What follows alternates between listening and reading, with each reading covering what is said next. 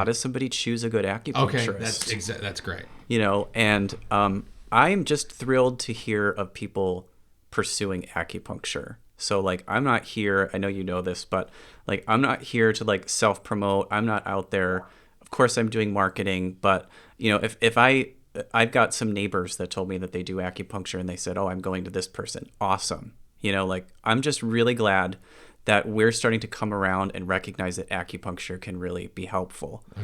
So that excites me. I think when you're looking at who should I go to, of course, like rapport is really important, right? You want to be able to talk to that person and feel like they understand what you're going through.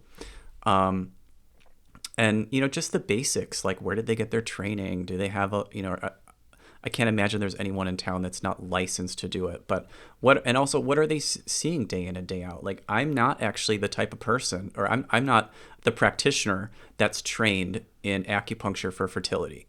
I'll put it out there. Okay. There are people in town that's pretty much all they do. And that's great. So, Really? oh yeah, there's, the CNY fertility is, for example, like that.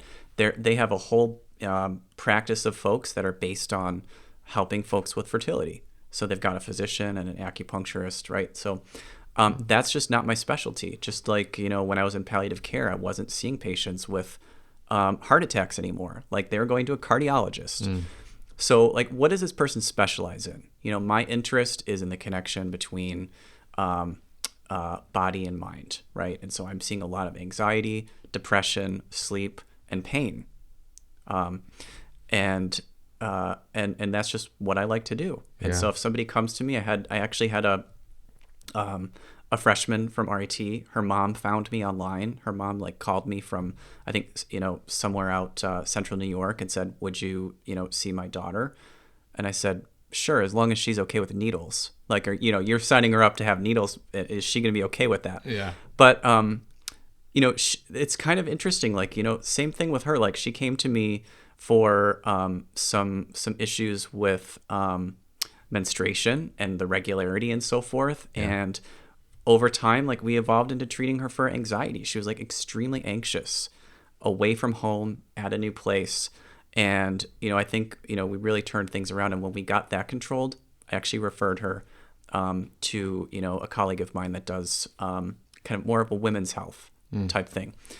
So we work, I think one of the things I learned from palliative care is we work best when we're working together. So, in palliative care, we were a team, a doctor, a nurse, a social worker, often a chaplain, pet therapy.